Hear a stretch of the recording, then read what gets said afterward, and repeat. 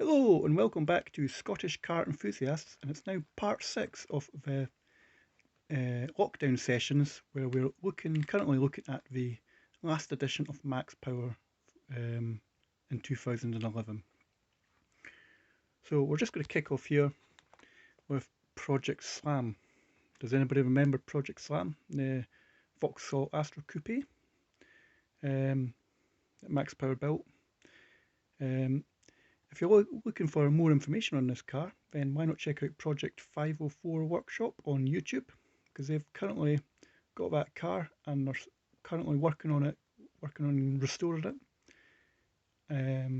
at the moment, as well as one of the other Max Power project cars, I forget it was another Vauxhall Astra Coupe. So that's Project 504 Workshop on YouTube, or 504 Workshop on YouTube. So there we've got Jordan, or Katie Price as she's now known as part of the Max Babes. Jordan's probably one of the most well-known Max Babes. So we'll just continue on to the next page. So here are the editors. So the very first editor of Max Power was Graham Steed from 1993 to 1996. And then we had Nigel Grimshaw from 98 to 99. Then we had John Souverain. He had two stints at Max Power, so he was from 1999 to 2003, and then 2005 to 2006. And he was, let's just say, he was the one that sort of got like the girls into the magazine. He crammed a lifetime worth of burnouts and bare nakedness into the magazine. Then we had Roger Payne from 2003 to 2005. Then Emma Bradshaw was the 1997 to 98 editor. And then Mark Guest, 2008 to 2011.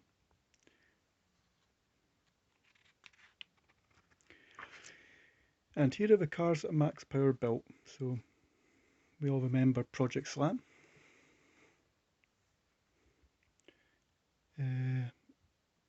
Project Ultramate. Now I don't remember this one because I sort of went out Max Power for a while. Between 2006, I sort of lost interest in the Max Power scene. Then we had Project Kia Soul. Then we had the 1994 Golf. In 1993 we had RS Kicker, which is down there. We had Mad Max in 1995 to 96. Shed to Show Car, 2009. 2000 to 2001, the Mazda 323 Sport. You'll remember the Pink Escort. I can't remember what that one was called actually. Not sure what that project was called, but you can check out Monkey Harris's YouTube channel and you'll see that car there. Then Maxwell, 1998 to 1999. This car here was in the very first Max Power I ever bought. So that's how I remember this project car from Max Power. Then the Wings West Saxo. Project Slide. Project Thunder. Another epic show car. And I believe they gave that car away and the winner stacked against a lamppost or something like that. Project Impossible, 206 station wagon. The Cupra project. Then we've got Project XS, which was the BMW 3 Series. Then Project Proton, the Corsa van, Project Simoins, and Max Driver. And here are the moments that changed the Max Power car scene. So, 4 iconic moments was Max Power launched in May 1993.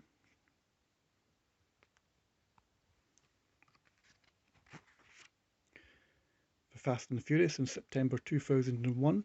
It brought the Max Power car scene to the masses in film, with Vin Diesel and Paul Walker as Dominic Toretto and Brian Spillner, or Brian O'Connor.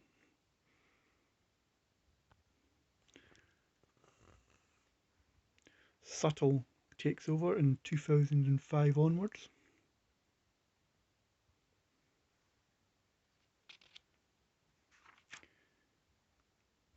And 20 most iconic mods, so carbon fibre, silicone hoses, flip paint, active base boxes, M3 mirrors, Viper stripes, Scooby and Evo bonnet vents, Lexus lights. It's amazing what happened when Lexus launches a model with these style lights. Every car wants to copy onto it. Neons, Lambo door kits, where you could put a Lamborghini style door, type it door where it lifts up onto your humble Honda Civic or your Vauxhall Corsa. Jackbook bumpers, that's the Kingdom Developments Nova. The old bad boy bonnet. K&N induction kits.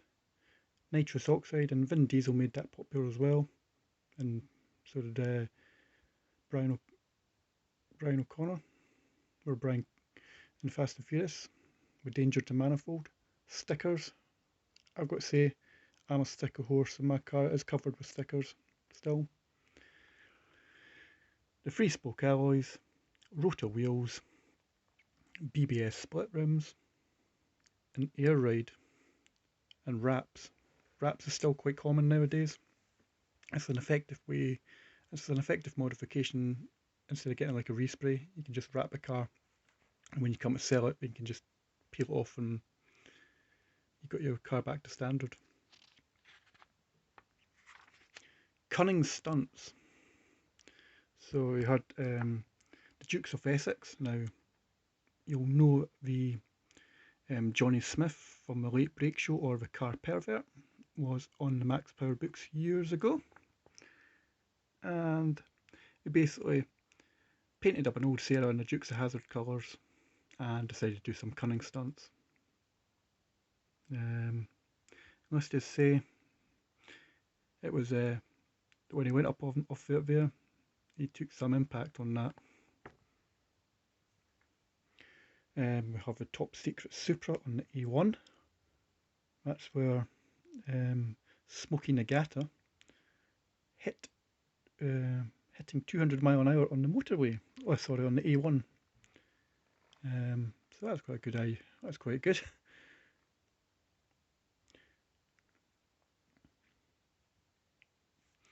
What else? The Gatso Terrorist Squad, remember them? Where they used to dress up speed cameras with female tits and vaginas. Interesting. We also used to maybe set fire to them as well, but yeah, dressing up speed cameras. Max Power runs for office, so we had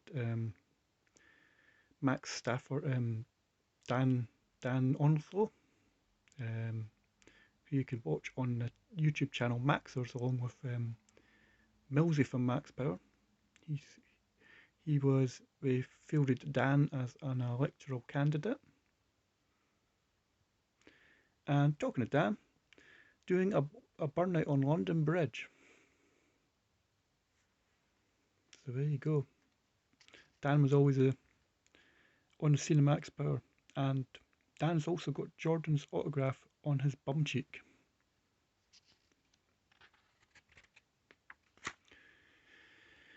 Then we're moving into 204 mile an hour in Tokyo. Mr. Nagata came back, had a wee shot of that. Then you had Max Power Live.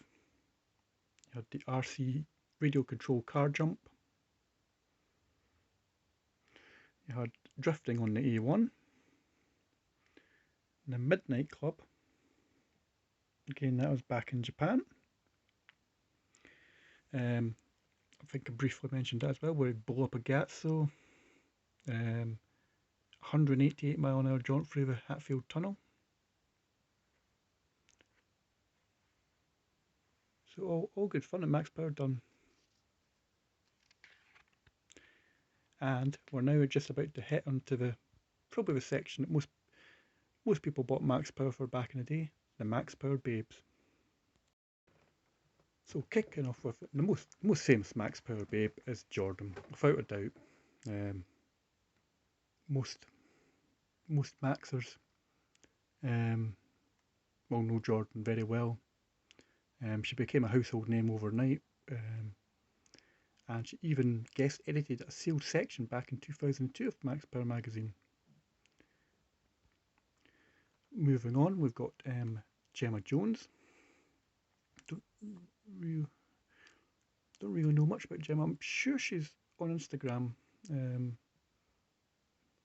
I don't recognise her from that picture there. But it's the same Gemma I'm thinking about. Then we've got Jackie Degg. We all know Jackie Degg.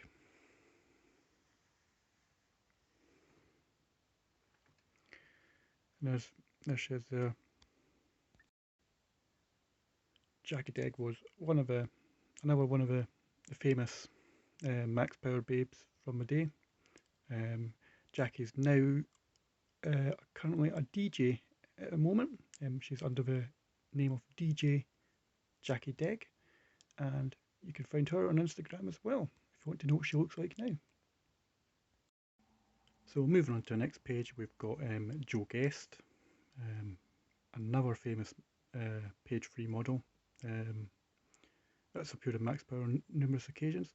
Just up to the top left we have Rebecca.